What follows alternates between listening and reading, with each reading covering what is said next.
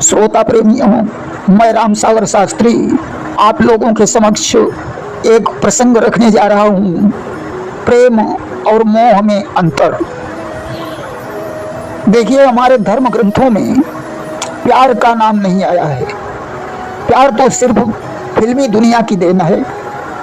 फिल्मी दुनिया में प्यार शब्द को लेकर तमामों गाने गाए गए हैं, जैसे प्यार किया नहीं जाता हो जाता है, प्यार करने वाले कभी डरते नहीं, जब जब प्यार पे पहरा हुआ है,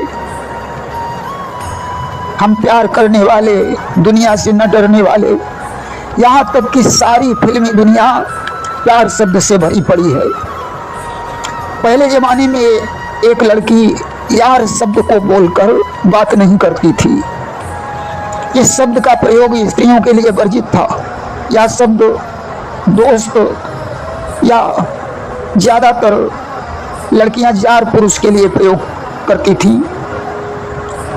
अब तो ज़्यादातर लड़कियां मम्मी यार, पापा यार, भैया यार कहकर संबोधित कर रही हैं। लोग कहते हैं कि प्यार किया नहीं जाता, वह तो स्वयं हो जाता है। फिल्मी दुनिया में एक हीरो से टकरा जाती है और उसे प्यार हो जाता है। यहाँ तक कि एक लड़की गौने की चूनर ओढ़कर ससुराल जाती है। वह डोली में बैठी होती है। डोली को आगे चलकर कहां एक वृक्ष के नीचे रोक देते हैं। वहाँ एक चरवाहा अपनी गाय को चरा रहा होता है। लड़की पर्दे को हटाकर उस चरवाहे को देखती है और चरवाहा भी लड़की को देखता है। दोनों को एक दूसरे से प्यार हो जाता है। जब डोली लेकर कहां चलने लगते हैं तो चरवाहा एक पेड़ पर चढ़कर उसे देखने लगता है। जब डोली उसे नजर नहीं आती तो वह वृक्ष से कूदकर अपने प्राणों को दे देता है। गीतकार एक गीत में लिखता है कि सज के गुजरिया चली भई पिया की नगरिया, गौने की चुनरिया पहिरे गौने की चुनरिया। उर्दू में प्यार को मोहब्बत और लगाव को इश्क कहते हैं। फिल्मी दुनिया वालों ने गीत भी गाए हैं कि मोहब्बत है क्या चीज, हमको बताओ, मुझे इश्क है तुम्ही से। वहीं हीर रांझा और लैला मजनू की मोहब्बत का इजहार भी किया गया है, जिसमें लैला मजनू एक ही मकतब में पढ़ते थे। इतवार के दिन मजनू लैला को ढूंढता रहता था। एक दिन रात्रि का वक्त था। एक मौलवी साहब रास्ते में बैठे हुए वजू बनाकर नमाज अदा करना चाहते थे। उनके लोटे में पानी था। मौलवी साहब वजू भी नहीं बना पाए। अब तक मजनू उधर से गुजर पड़ा। उसके पैर की ठोकर लगी और सारा पानी फैल गया। मौलवी ने डांट कर कहा, क्या तू अंधा है, तुझे दिखाई नहीं पड़ता? मजनू बोला, मौलवी साहब मैं तो लैला के इश्क में अंधा हूँ, परंतु आप गुस्से में अंधे हो रहे हैं। मौलवी साहब बोले, क्या तू खुदा की इबादत नहीं करता, कभी मस्जिद में नमाज अदा करने नहीं जाता? मजनू ने मौलवी साहब को एक शायरी सुनाई कि जरूरत क्या है मजनू को, खुदा के पास जो जाए, खुदा को यदि जरूरत हो तो लैला बन के आ जाए। उसने कहा कि मैं तो अपनी लैला को ही खुदा समझता हूँ। देखिए, अंग्रेजी भाषा में प्यार को लव कहा गया है। कोई तो अंग्रेजी में कहता है कि लव इज ब्लाइंड, यानी प्यार अंधा है। कोई कहता है लव इज स्वीट पॉइजन, यानी प्यार धीमा जहर है। कोई कहता है लव इज ओनली मैडनेस, यानी प्यार केवल एक पागलपन है। तो कोई कहता है लव इज गॉड, यानी प्यार ही ईश्वर है। वहीं किसी ने लव के चारों अक्षरों की व्याख्या कर डाली कि यल यानी लॉस ऑफ लाइफ, मतलब जीवन की बर्बादी। ओ यानी ओशिन ऑफ टीयर्स, मतलब आंसुओं का समुद्र। वी यानी वैली ऑफ डेथ, मतलब मौत की घाटी। ई यानी एंड ऑफ लाइफ, मतलब जीवन की समाप्ति। कहने का अर्थ यह है कि लव करोगे तो जीवन बर्बाद हो जाएगा, रात दिन रोना पड़ेगा, मौत की घाटी में पहुंच जाओगे और जीवन समाप्त हो जाएगा। यह मीठा जहर है, इसे मत पियो। अंग्रेजी में एक पाठ है, ब्यूटी फॉर ए थिंग। हर किसी लड़के और लड़की में कोई एक चीज ऐसी होती है जो मन को मोह लेती है। किसी की चाल अच्छी लगती है तो किसी के बाल अच्छे लगते हैं, किसी की आंखें अच्छी लगती हैं तो किसी की बातें अच्छी लगती हैं, परंतु ये शारीरिक सुंदरता कोई महत्व तो नहीं रखती। अंग्रेजी में कहा गया है, विदाउट वर्च्यूज ए मैन और woman can not be called beautiful. बिना गुणों के एक मनुष्य या स्त्री सुंदर नहीं हो सकते हैं। गुण की सुंदरता बहुत महत्व रखती है। हमारे धर्म ग्रंथों में न प्यार का नाम आया है, न मोहब्बत का नाम आया है और न लव का नाम आया है। प्रेम शब्द का नाम आया है, प्रीति, स्नेह और वात्सल्य का नाम आया है। देखिए प्रेम का स्वरूप कैसे बनता है कि जैसे जल माही नाही रंग दरसात कौनहु, जैसो रंग डारो वैसो रूप बनियावत है। सोई रंग प्रेम को अनूठो राम सागर या, जैसो ही बनाओ वैसो रूप बन जावत है। पुत्र में लगाए ते पुत्रत्व रूप धारी लेत, भ्रात में लगाए ते भ्रातृत्व कहलावत है। मित्र में लगाए थे यह धारत मिताई रूप, इष्ट में लगाए थे यह भक्ति रूप पावत है। प्रेम के रूप अलग अलग हैं, पितृ प्रेम, भ्रातृ प्रेम, मातृ प्रेम, पुत्र प्रेम, मित्र प्रेम, इष्ट प्रेम आदि इसके बहुत से रूप हैं। माता जब एक शिशु से प्रेम करती है तो वात्सल्य कहा जाता है, वही प्रेम जब हम इष्ट से करते हैं तो भक्ति का रूप बन जाता है। कबीरदास जी ने प्रेम पर एक दोहा लिखा है कि पोथी पढ़ी पढ़ी जग मुआ, पंडित भया न कोई, ढाई अक्षर प्रेम को पढ़े सो पंडित होई। वहीं रहीम जी ने प्रीति शब्द को लेकर एक दोहा लिखा है कि रही मन प्रीति सराहिए, मिले होई रंग दून, जो जर्दी हरदी तजे तजे सफेदी चून। वहीं प्रीति शब्द को लेकर किसी कवि ने एक दोहा लिखा है कि प्रीति करे ऐसी करे जैसे लोटा डोर, अपना गला फसाई के पानी लावे बोर। वहीं गोस्वामी तुलसीदास जी ने मानस में लिखा कि राम ही देखी बरात जुड़ानी, अप्रीति की रीत न जाई बखानी।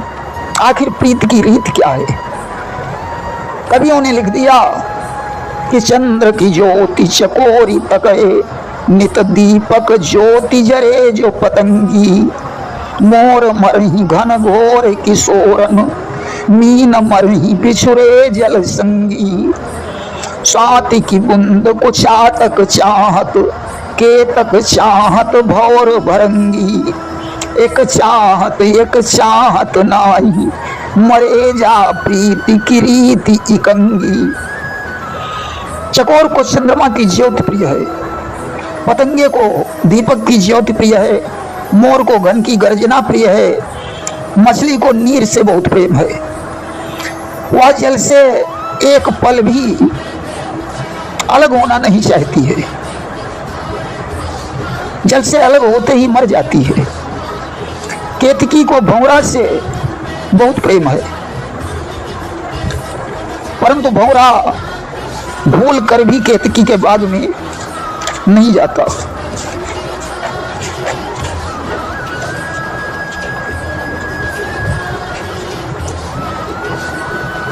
देखिए कारण क्या है कि भंवरा भूल कर केतकी के बाग में नहीं जाता। मानस में भरत जी के लिए एक चौपाई आई है कि ते ही पूर्व बसतो भरत बिनु रागा, और चंचरी की जिम चंपक बागा। भरत जी उस पूर्व में उसी प्रकार रहते हैं जैसे चमेली के बाग में भौरा रहता है। आखिर भौरा चमेली के फूल के पास क्यों नहीं जाता? देखिए, भौरा कृष्ण का भक्त है। जिस समय रास लीला में भगवान कृष्ण बीच में अंतर ध्यान हो गए तो गोपियां उन्हें बुलाने के लिए नाना प्रकार की लीलाएं करने लगी। कोई गोपी पूतना बनी, कोई कृष्ण बन गई, कोई कदम्ब का वृक्ष बनी, राधा जी चमेली का फूल बन गई। भौरा जानता है कि राधा हमारी माता हैं, उन्होंने चमेली के फूल का रूप धारण किया था, इसलिए भौरा भूल कर चमेली के बाग में नहीं जाता। पपीहा स्वाद की बूंद के बिना पानी नहीं पीता। एक को तो बहुत प्रेम है, परंतु दूसरे को इसका कोई पता नहीं है। प्रीत की रीत इकंगी होती है। एक बार एक भौरा बबूल के फूलों पर जाकर मंडराने लगा। एक पक्षी ने भौरे से कहा कि कौन रस जानी मडरात हो बबूल न पई, अब या तो रे भौरे महान तेरी भूल है। पक्षी बोला, बड़ी अच्छी अच्छी फुलवारियां हैं, वहां चले जाओ और अच्छे अच्छे फूलों की सुगंध लो, उनका रसपान करो। भौरा ने उत्तर दिया कि फूलन की गंध मोही सूलन सी लागी रही, और रस से महान यानी रस बबूल है। भौरा बोला, मुझे फूलों की गंध की आवश्यकता नहीं है, मुझे तो इस बबूल से प्रेम हो गया है, भले ही ये नीरस क्यों न हो। तो पक्षी ने फिर भौरे से कहा कि पैरन में चुभ चुभ जात सुमन हूँ दुर्गंध देत, और यह तो रे भौरे तेरी संगति बेतूल है। पक्षी बोला, इसके फूलों में सुगंध नहीं बल्कि दुर्गंध आती है, इसके कांटे भी तुम्हारे पैरों में चुभ जाते होंगे, यह बबूल तुम्हारे योग्य नहीं है। भौरा बोला कि प्रीति की इकंगी रीति नीति है साकार कहे, और प्रेम करे सच्चा विचार स्थूल है। भौरा बोला, मैं जानता हूं कि प्रेम का पलड़ा बराबर नहीं होता है, इसकी रीति कंगी है, परंतु प्रेम सच्चा करना चाहिए, यही उच्च विचार है। राम और सीता पति पत्नी थे। जब हनुमान ने वृक्ष से अंगूठी गिराई तो सीता जी ने उसे उठाकर केवल देखा, हृदय से नहीं लगाया। परंतु जब हनुमान ने जाकर राम को सीता जी की चूड़ामणि प्रदान की तो रघुपति हृदय लाई सोईलीनी, राम ने उसे हृदय से लगा दिया। सीता जी ने हनुमान से पूछा था, क्या राम मुझे याद करते हैं? तो हनुमान जी ने सीता को अशोक वाटिका में उत्तर दिया था कि जनी माता मानहु मन ऊना, तुमते प्रेम राम कहूँ दूना। हे माता, आप भले ही बुरा मान जाएं, सत्य तो यह है कि तुम्हारे प्रेम से राम का प्रेम दूना है। प्रेम तो राधा ने कृष्ण से किया था, मीरा ने गिरधर गोपाल से किया था कि मेरे तो गिरधर गोपाल दूसरों न कोई, जाके सिर छत्र मुकुट मेरो पति सोई। मीरा ने तो दूसरे को पति ही नहीं माना। आज 10 प्रेमी बनाकर कोई लड़की प्रेम की बात करे कि मैं राधा हूं, मैं मीरा हूं, मैं सीता हूं, तो ये शोभा नहीं देता। देखिए, प्रेमी हो तो राम और कृष्ण की तरह जो भक्तों के प्रेम में द्रवित होते। प्रेम का रूप पवित्र है। तुम नाली में पानी पी रहे हो और कह रहे हो मुझे नाली से प्रेम है। प्रेम अंधा नहीं होता, मोह अंधा होता है। आसक्ति अंधी होती है, आशिकी अंधी होती है। पतंगा दीपक पर जाकर जलता है, ये प्रेम नहीं है, मोह है। धृतराष्ट्र जो दुर्योधन से कर रहा था वो प्रेम नहीं था, मोह था, और मोह विनाश की जड़ है। कृष्ण ने अर्जुन से जो किया वह सच्चा प्रेम था। हाँ में हाँ मिलाना, प्रेम के अंतर्गत नहीं आता है। कृष्ण अर्जुन के सच्चे मित्र हैं, वे अर्जुन से सच्चा प्रेम करते हैं। कृष्ण ने जब अर्जुन को गलत देखा तो टोक दिया, सही देखा तो साथ दिया, परंतु धृतराष्ट्र ने दुर्योधन की हर बात को माना। देखिए, सीता जी ने गौरी से मांगा तो क्या मांगा कि निज अनुरूप सुघर वर मांगा, अपने जैसा गुणवान और सुंदर वर मांगा था। सावित्री ने अपने पिता अश्वपति के कहने पर वर का चुनाव किया, जिसका नाम सत्यवान था, जिसके पिता का राज्य छिन चुका था, जो वर्तमान में लकड़हारा था। पिता ने कहा, पुत्री, दुसाले में टाट का पेबंद शोभा नहीं देता, इसलिए दूसरा वर ढूंढ ले। सावित्री ने कहा, अगर मैं दूसरा वर ढूंढूंगी तो मेरे सतीत्व पर आंच आएगी। आज तो लड़कियां पता नहीं कितनों से विवाह का वादा करती हैं।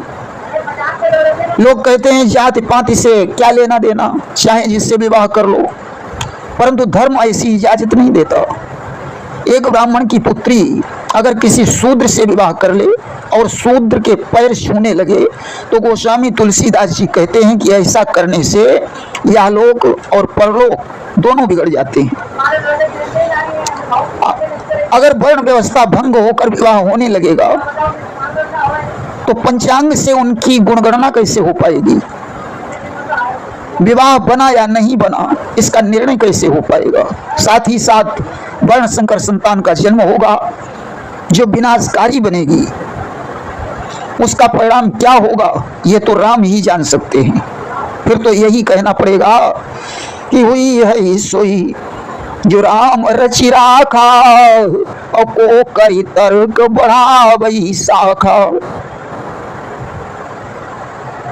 पहले कुल, घर और वर का चुनाव होता था। आज तो लड़कियां सिर्फ वर को देखती हैं, चाहे वह किसी जाति का हो। लेकिन नारद जी भी विश्व मोहिनी पर मोहित हो गए। ये प्रेम नहीं था, आसक्ति थी, मोह था। जड़ भरत को हिरण के बच्चे से मोह हो गया, जिसके वियोग में भरत जी ने अपने प्राणों को ही छोड़ दिया। देखिए, मोह में ज्ञान चक्षु बंद हो जाते हैं, परंतु प्रेम में खुले होते हैं। धृतराष्ट्र दुर्योधन से जो कर रहा था वह प्रेम नहीं था, मोह था। और मोह में क्या अनुचित है क्या उचित है, इस पर कोई विचार नहीं किया जा सकता। दुर्योधन सरासर गलत कर रहा था, परंतु धृतराष्ट्र उसकी हाँ में हाँ मिलाए चले जा रहे थे। परिणामतः महाभारत के युद्ध में उनका बंटाढार हो गया। शूर्पणखा राम को देखकर आसक्त हो गई। उसने ये भी नहीं सोचा कि कहाँ सर्वगुण संपन्न राम और कहाँ मैं अवगुणों की खान राक्षसी, मेरा इनका क्या जोड़ है। उसे तो सिर्फ राम को पाने की धुन सवार थी। वह सीता जी को मारकर राम से अपना विवाह करना चाहती थी। राम ने विचार किया कि अगर इसे दंड नहीं दिया तो फिर ये किसी के साथ दोबारा गलती करेगी। अतः लक्ष्मण के द्वारा उसके नाक और कान कटवा दिए, क्योंकि कान और आंखें दोनों एक सीध में लगे हैं। राम ने सोचा इसके नाक और कान दोनों बेकार हैं, इसे पहले मेरा स्वरूप आंखों से पहचानना था, इसके बाद मेरे बारे में श्रवण करना चाहिए था कि मेरा चरित्र क्या है। इसके बाद ये सोचना चाहिए था कि इन पर आसक्त होने से हमारे कुल की लाज बचेगी या डूब जाएगी। इसे हमारे आहार के बारे में, हमारे कर्म के बारे में, हमारे चालो चलन के बारे में भी जानना चाहिए था। मन को आत्मा से जोड़कर निर्णय लेना था कि क्या यह मेरे अनुरूप हैं, क्या दोनों कुलों का मैच बनता है, क्या इस विवाह से दोनों कुलों के लोग सहमत हैं, क्या दोनों कुलों का नुकसान तो नहीं हो रहा है। तब विवाह की बात करती तो ठीक था। अतः ऐसी निर्लज्ज राक्षसी के नाक और कान काटना ही उचित है। अंग्रेजी में कहा गया है, नेवर जज a book only its cover. बिना पढ़े किसी किताब का निर्णय उसके कवर से नहीं होता। इसलिए इससे पहले मेरे बारे में अच्छी प्रकार से जान लेना चाहिए था। सहानुभूति तो सभी से करनी चाहिए, परंतु प्रेम आगे पीछे ऊपर नीचे दाएं बाएं चारों तरफ देख कर किया जाता है। गोपियों ने कृष्ण से प्रेम किया था, कृष्ण उनके आराध्य थे, अतः यह प्रेम भक्ति का स्वरूप था। इसीलिए कृष्ण ने उन्हें उनके पास योग पत्र भेजा था कि कहीं ऐसा न हो कि गोपियों का बेड़ा गर्क हो जाए। तो उन्होंने पत्र के माध्यम से कहा था कि गोपियों, मैं ईश्वर नहीं, ईश्वर तो निराकार है, तुम उसकी उपासना करो। परंतु गोपियां तो कृष्ण की भक्ति में रंगी हुई थीं, उन्हें सब कुछ पता था कि कृष्ण ही ब्रह्म है।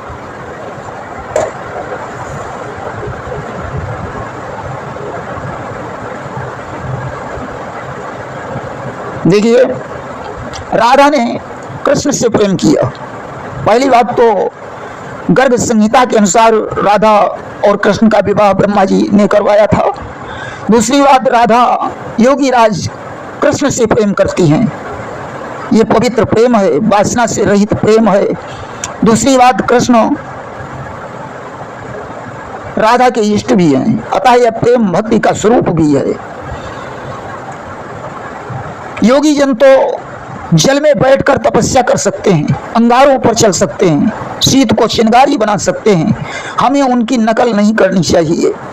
लोग कहते हैं कि भगवान कृष्ण ने तो स्वयं रुक्मिणी को भगाकर विवाह किया था, हम भगा लाए तो क्या गुनाह हो गया।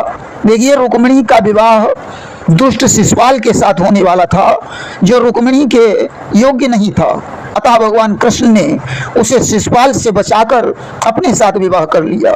सुभद्रा का विवाह भी ठीक जगह नहीं हो रहा था, इसलिए कृष्ण ने अर्जुन के द्वारा उसका हरण करवा दिया।